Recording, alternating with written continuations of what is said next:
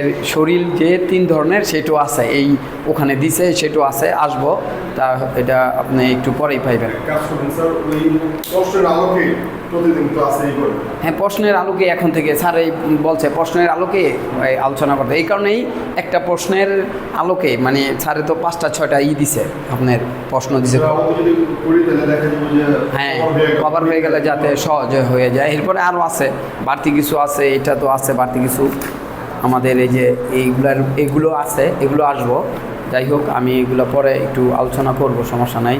আর student এমন হইতে পারে আগামী সপ্তাহে ওই কয়েকজনের স্যারে ফোন দিছে, আমিও লাইনে ছিলাম, তখন কয়েকজনের রিসিভ করতে পরে কথা বলছি, বললো এই সপ্তাহে সে ব্যস্ত, আগামী সপ্তাহে তারা আসবো। আচ্ছা, যাই হোক, আমরা যেটা বলতেছি যে এটি স্বাস্থ্য সুরক্ষা ও কর্মক্ষমতা বৃদ্ধিতে অত্যন্ত গুরুত্বপূর্ণ ভূমিকা পালন করে। দেখছেন, স্বাস্থ্য সুরক্ষা তার মানে ওই যে লোকগুলো যারা স্বাস্থ্য সুরক্ষা, যারা এই যে ক্লান্তিহীনভাবে পরিশ্রম করে, তাদেরকে অবশ্যই আমাদের যারা সচেতন তাদেরকে অবশ্যই বুঝাইতে হইব যে আপনি এই যে ক্লান্তিহীনভাবে পরিশ্রম করতেছেন, এগুলো তো সবসময় করতে পারবেন না, দীর্ঘ বছর করতে পারবেন না। তাই আপনাকে কি করতে হবে? স্বাস্থ্য সুরক্ষার প্রতি নজর দিতে হবে।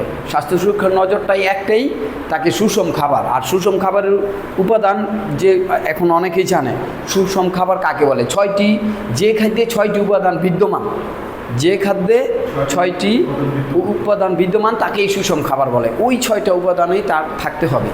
তাহলে ওই লোকগুলা বা আমাদের আত্মীয় স্বজন যারা আছে তাদেরকে বুঝাইতে হইব। এটা শারীরিক শিক্ষার মধ্যে পড়ে। দেখছেন কত ভালো একটা জিনিস, এটাগুলো আসলে বিজ্ঞান, এটা এখন চিকিৎসা, একটা ভালো চিকিৎসা। তাহলে বিজ্ঞান এবং চিকিৎসা দুইটা সমন্বয়েই এই সুষম খাবারের বিষয়টা আমাদের শারীরিক শিক্ষার মধ্যে আসছে। তাহলে দেখেন যে স্বাস্থ্য সুরক্ষা একটা গেল, তারপর কি বলছে যে কর্মক্ষমতা বৃদ্ধিতে সে যে কাজটা করে এই কাজটাকে আরও বৃদ্ধি করা যায়। সে ধরেন 8টা থেকে 12টা পর্যন্ত কাজ করে, আপনার এই কাজটাকে আরও বৃদ্ধি করতে পারবেন কিভাবে?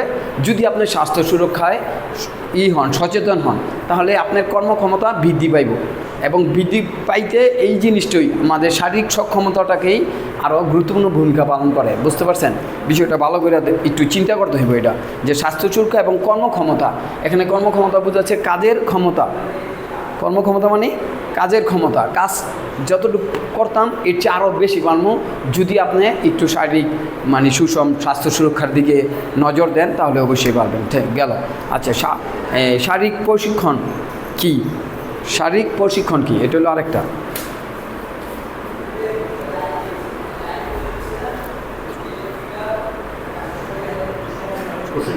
হ্যাঁ, শারীরিক প্রশিক্ষণ কি? এটা আজয়া এটা প্রশ্ন আছে ওখানে, যে যদি আসে আলহামদুলিল্লাহ।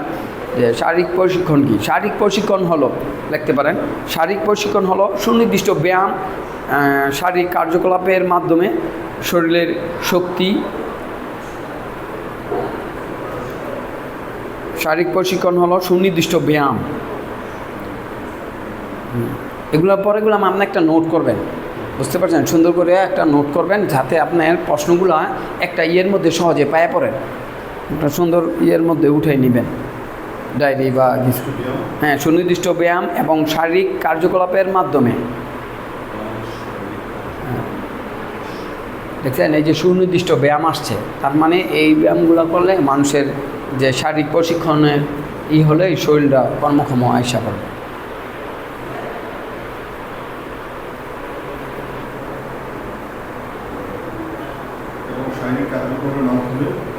সুনির্দিষ্ট ব্যায়াম লেখছেন না? এবং শারীরিক কার্যকলাপের মাধ্যমে শরীরের শক্তি, সহনশীলতা।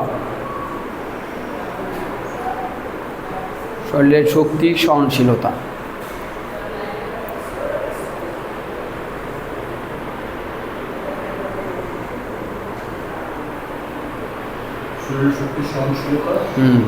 ও কর্মক্ষমতা বৃদ্ধির একটি পরিকল্পিত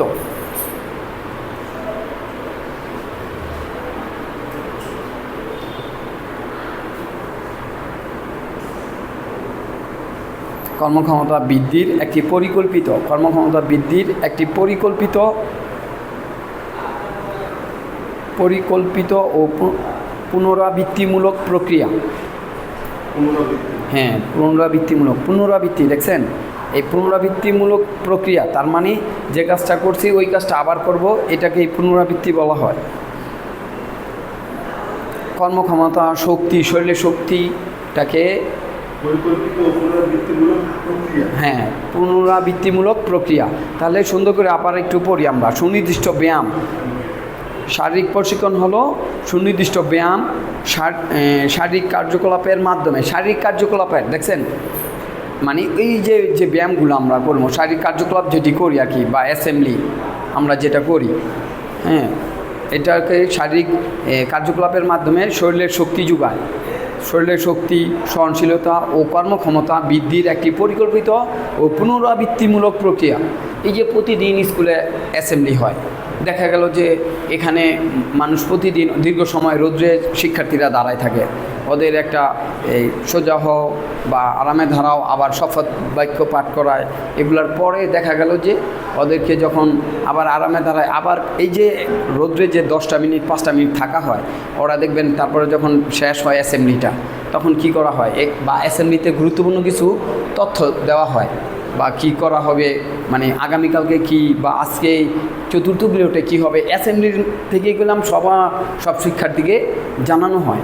তখন দেখা যায় কি ওদের এই আপনার 10 মিনিট বা 5 মিনিট রোদের ধারায় যে কসরতটা হয়, আরামে দাঁড়াও বা এই সোজা হও, এরকম কিছু কসরত হওয়ার পরে ওরা যখন শেষ হয় ক্লাসে যায়, তখন দেখা গেল যে একটা চনমনে মনোভাব থাকে ওদের।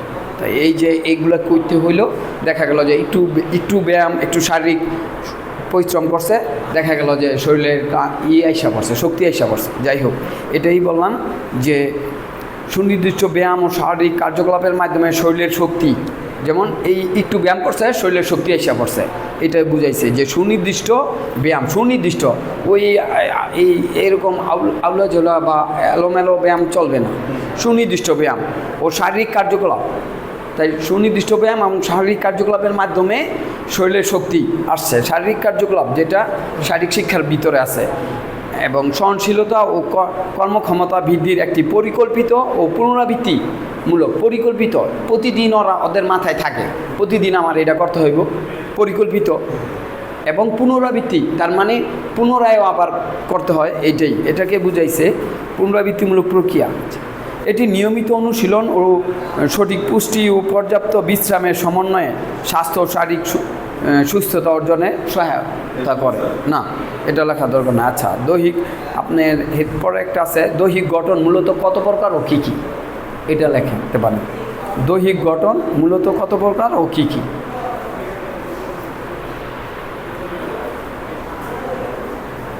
এই প্রশ্নটা আছে আর কি।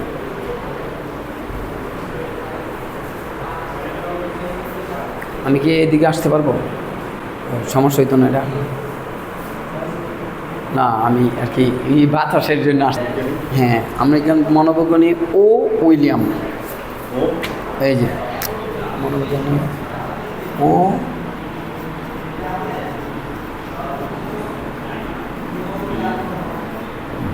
ইনো একটা কম আছে, ও দিয়া ওর একটা শব্দ বুঝে আর কি।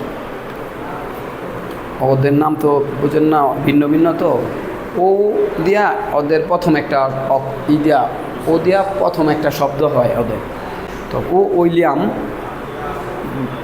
উইলিয়াম শেলডন, হ্যাঁ, উইলিয়াম শেলডন ব্যক্তিটার নাম আর কি, আমেরিকান শেলডন, এই যে শেলডন, উইলিয়াম শেলডন।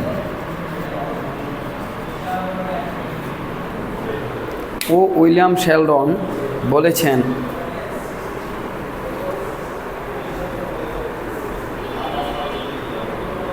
মানুষের শারীরিক গঠন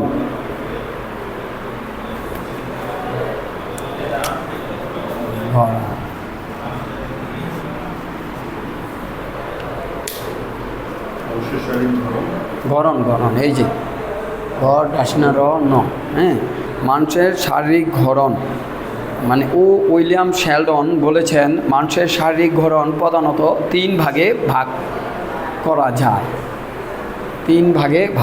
যায়।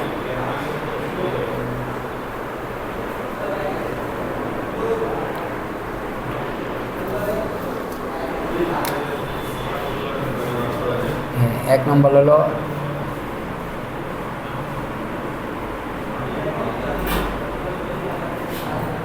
অ্যাক্টোমর্ফ।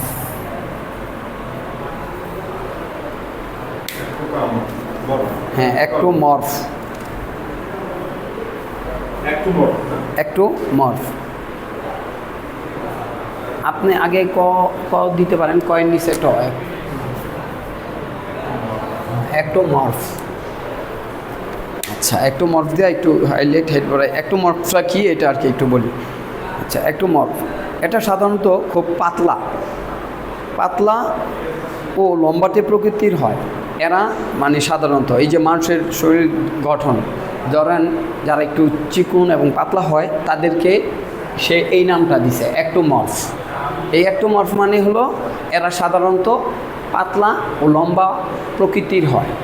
লিখতে পারেন, ইচ্ছা করলে নাও পারেন, যদি আপনার মনে থাকে লিখবেন। তাহলে এরা সাধারণত অ্যাক্টোমর্ফের মধ্যেই লেখেন, এরা সাধারণত খুব পাতলা ও লম্বাটে প্রকৃতির হন।